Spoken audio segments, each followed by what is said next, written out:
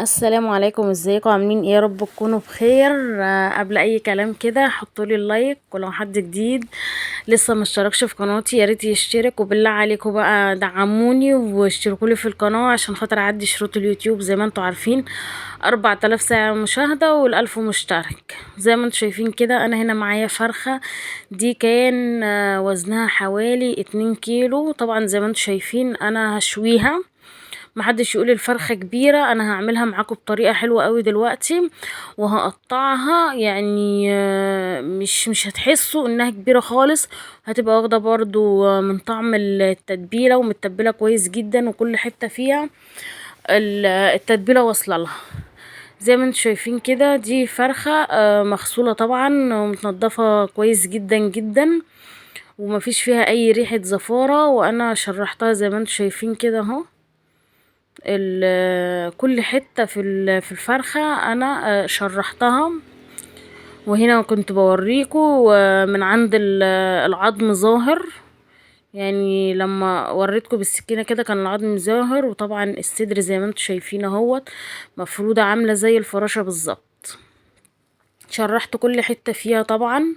وكمان يعني ما اكتفيتش بكده، انا كمان عملتها من الناحية التانية وبالسكينة كده ونغزت كل حتة فيها برضو.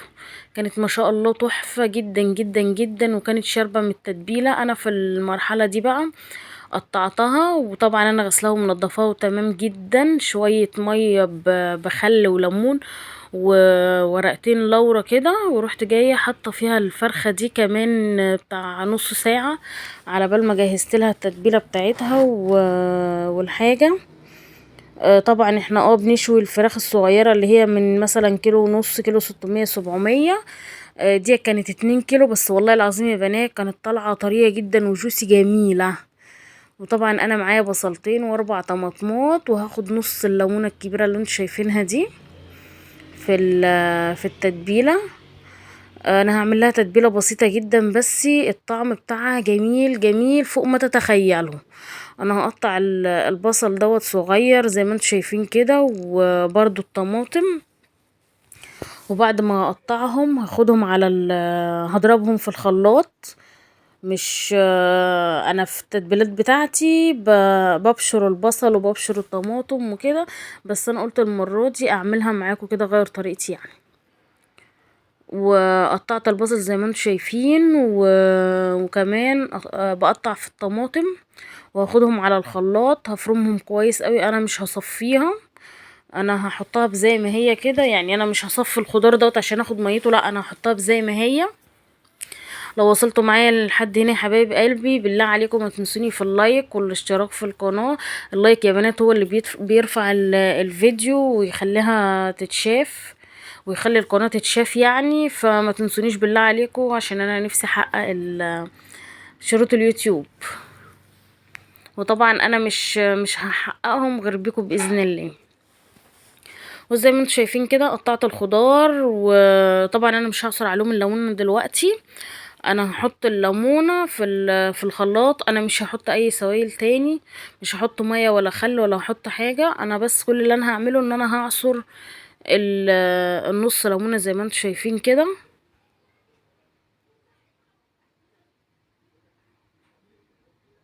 والبهارات بتاعتها برضو يا بنات بسيطه جدا جدا جدا، وطعمها حلو قوي. هاخدهم بقى افرمهم زي ما انتم شايفين. انا خلاص فرمتهم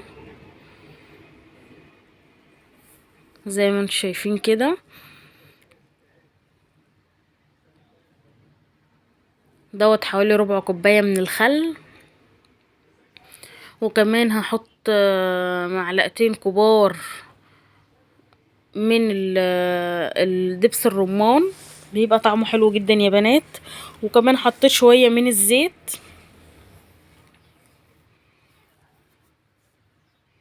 زي ما انتم شايفين الازازة ديت مش غالية. الازازة دي تعمل لها حوالي 17 جنيه، وممكن تقعد معاكي بتاع سنة في التلاجة يعني. لها استخدامات كتير برضو، وحلوة في المشاوي. اللايك يا حبايب قلبي بالله عليكم، ولو حد جديد يعمل لي اشتراك في القناه عشان خاطر قناتي تكبر بكم باذن الله. ودي معايا معلقه من الفلفل الاسود. وكمان انا ما كانش متوفر عندي بابريكا، لو كان في كنت حطيت دوت شوية من البهارات مشكلة، كانت عبارة عن كمون وكزبرة. وهحط معاكم برضو ملح، وهحط كمان بهارات فراخ دوت ملح بتوابل يابانات، وهحط بهارات فراخ كمان. ولو كان في بابريكا كنت حطيت، بس للأسف ما كانش فيه. وهقلب الحاجات دي كلها زي ما انتم شايفين كده. الخل يا بنات يعني ربع كوباية مش كتير، وممكن تحطي ازيد كمان، علشان طبعا كلكم عارفين ان الخل دوت بيشيل زفرة الفراخ. فالخل حلو مش وحش حتى لو انتوا زودتوا الكمية. واقلب طبعا المكونات دي كويس قوي، علشان خاطر كلها تدخل في بعضها كده وتتجانس مع بعضها ويبقى طعمها حلو. طبعا لو في عندك لورا مطحون، حبهان مطحون، مفيش مانع تحطي شوية، بس مش كتير طبعا عشان الطعم ما يبقاش طاغي. والفراخ بتاعتي طبعا بعد انا ما نقعتها شلتها وصفتها كويس قوي، ما بقاش فيها اي ميه ولا فيها ريحه زفاره خالص طبعا، متقطعه زي ما انتم شايفين كده. وبمسكها بقى اعمل لها مساج، بدعكها كلها كل حته فيها، وتحت الجلد كده بين الوراك، وكمان تحت الجلد من عند البطن وكده اهو زي ما انتم شايفين، بالتتبيله كويس قوي، ما سيبش اي حته ما فيهاش تتبيله. طبعا التتبيله ديت يستحسن تخليها فيها من بالليل مثلا لحد تاني يوم، وقت ما هتسويها عادي ممكن تقعد لها يومين في التتبيله دي مش مشكله. بس انا طبعا ما كانش عندي وقت، انا عملتها مثلا من الصبح، وسويتها الساعه كانت تجيلها 4 كده. هي خدت ساعه بالظبط في الفرن.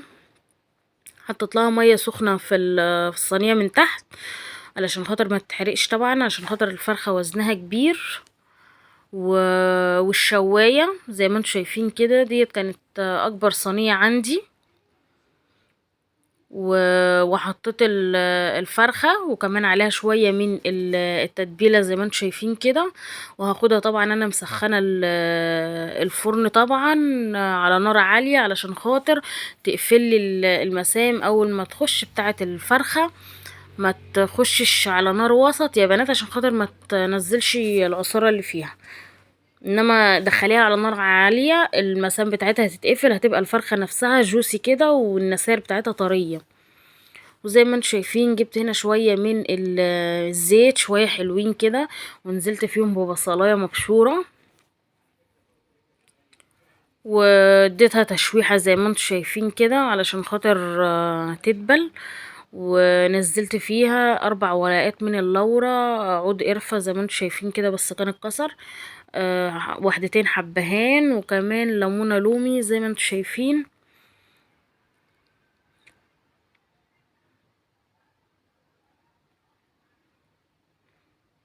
وطبعا غسلت الرز زي ما انتم شايفين كده، وده رز مصري يا جماعه مش بسمتي ولا حاجه. طبعا انتوا عارفين البسمتي الكيلو دلوقتي عامل 50 جنيه، فمحدش بيجيب وش كده. وكمان معلقه كبيره من بهارات الكبسه. على فكره البهارات دي يا بنات سايبه من عند العطار. انا اول مره بصراحه ربنا اجرب البهارات السايبه، طعمها تحفه جدا جدا جدا، يعني زيها زي الاكياس. احنا كنت بجيب الاكياس، بس المره دي ما كانش عند العطار، فقال لي جربي السايبه وشكر لي فيها بصراحه، فقلت اجربها طعمها حلو قوي قوي يعني، جميله. اتمنى كلكم تجربوها. واديته القعد زي ما انتم شايفين كده والملح بتاعه، وهغطي عليه ياخد بقيه التسويه بتاعته.